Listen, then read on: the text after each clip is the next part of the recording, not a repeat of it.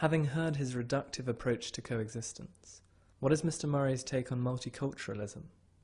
You know, the interesting thing about multiculturalism, which of course itself has different definitions, let's say multiracialism, is that it's a unicultural phenomenon. And the way in which a lot of the politicians who've pushed this the most talk about it, you would think the whole world is going this way. And it isn't. Personally, I think that people have the right to and should not be attacked for wanting to belong, wanting to have a home, wanting to have a place that they call home, and a community and so on. And we don't doubt or question the desire of people to do that if they are from all sorts of backgrounds. But if they are white and British, for instance, let alone white, British and working class, that would be a racist desire. Roger Scruton said in an essay recently, the peoples of Europe are losing their place in the world. Interesting. I said this to an American friend recently who said I'd do that slightly differently. He said I'd say that the ideas of Europe are losing their place in the world. The thing is, of course, one will follow the other. And it's the loss of the ideas behind Europe that I am concerned about more. The idea of Europe is lost because it's not argued for. And as I say, in that situation, the best you can say to any incomer is, do what you want. Who are we to call? Who are we to make any judgment?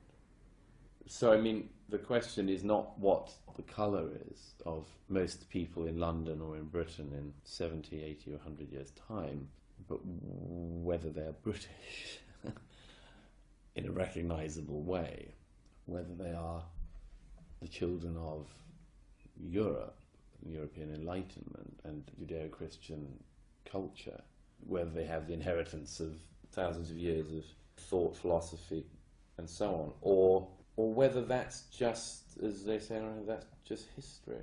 And underneath all of the debates about immigration, the biggest questions of all exist.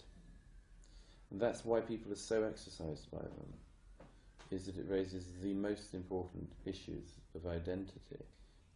I still found it hard to get him to pin down what it means to be British. There isn't really any one definition or trait. According to another prominent commentator I spoke to, the only unifying feature would be the English language, but even that isn't there for everyone. Just as an aside, I would say that one of the things that's most worth reflecting on, I think, in the immigration debate is that modernity and obviously globalization have brought huge benefits, and not least to the poor, which are very often ignored. And people still talk about poverty levels in the UK, but I mean, the issue of identity has been forgotten about largely, I think, by elites during this period, who are, I mean, it's like a bit of a cliche, but who are sort of happy as citizens of the world, sort of intelligent, educated, Obama-like figures, are, I think, happy with their cosmopolitanism. And I hope it doesn't sound patronising to say this, but I feel that may be an elite feeling, a sort of highly educated elite feeling. But it's not going to be one that sticks for everyone. And whilst all of these things are thought to be settled by a lot of people in positions of power, for a lot of people who are not in positions of power, I think that the question of who they are becomes more and more pertinent. This is why, I mean, at the end of the 20th century, most people were, you know, in a society like this, were, for instance, resigned to the idea that religion was sort of something which was going to, you know, trickle away, and that our lifetimes would see the march of progress and reason, that religion would be so last century. I mean, who knew that the first decade of the 21st century would be entirely taken up with religious debate and challenge and rises in conversions and to different faiths and so on. And if you look at why it is that people need to belong. And I think there's something very obvious in that. And I think mass immigration, because it's gone on for so long, has so fundamentally changed the country that actually the sense of British identity is exceedingly weak, precariously weak now. Is British competitiveness likely to suffer as a result of the cap? I think the answer is no. I cannot see how this affects competitiveness. Companies who need to bring in people with expertise that literally nobody in the country has will be able to do it with a cap. But again, it's one of those bits of the debate that requires honesty, as the whole thing does. But I mean, for instance, what is a skilled worker? The last time we had this debate, it turned out that skilled workers included restaurant workers. I mean, I'm sorry, but I really don't think that the ability to make a nice dish makes you a skilled worker, or is something that nobody in Britain could possibly be trained to do. It's absurd. It's absurd.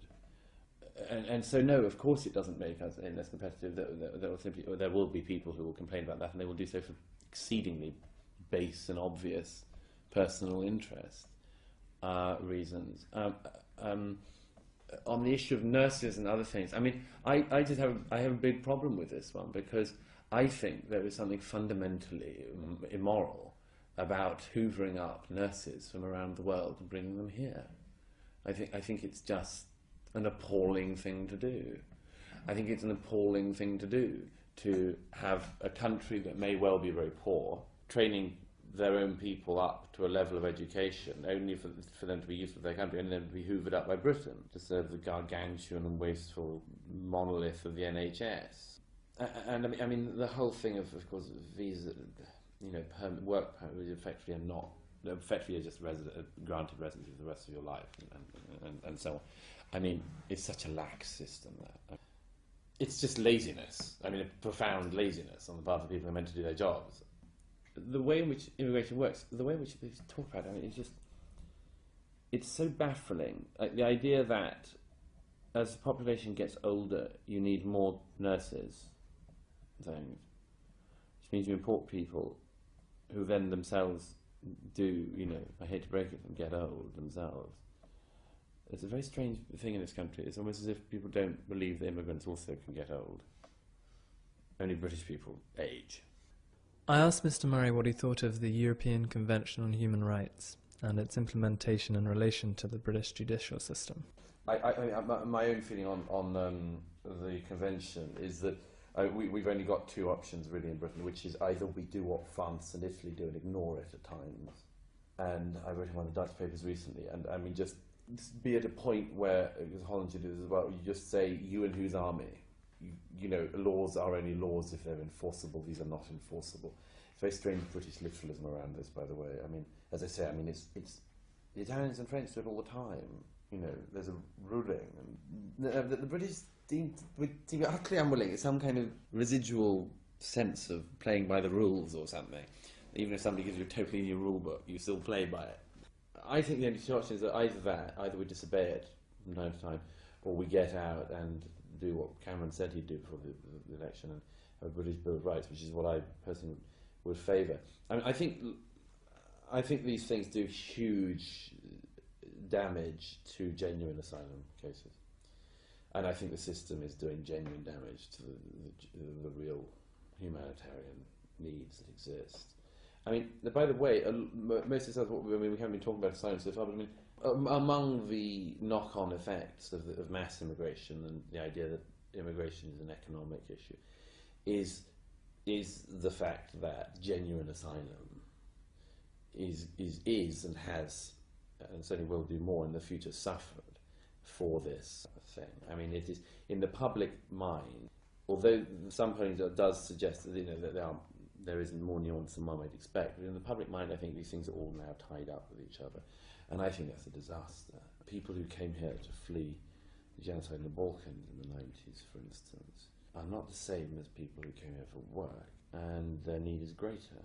There are details around the edges of the asylum question which obviously I disagree with, but the fact that the country should provide something like this is, I think, indisputable, but the way in which they go about it currently, I mean, just does such huge disfavours to the whole cause.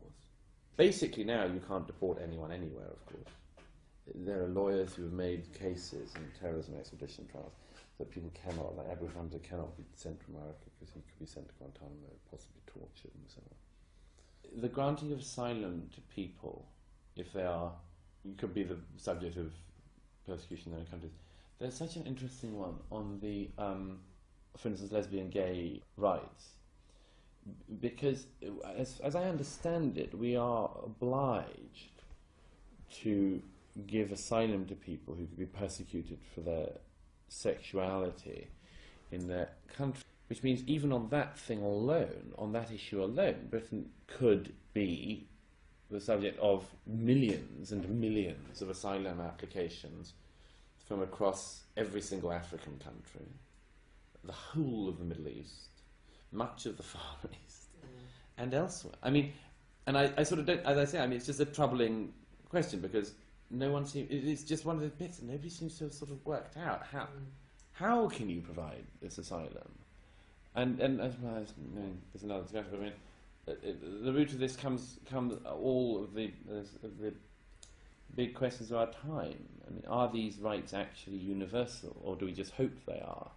You know, can we make them universal? Do we enforce them? The questions to which the answer is not easy. That was Douglas Murray, Director of the Centre for Social Cohesion in London. And this has been About Face. Thank you for listening.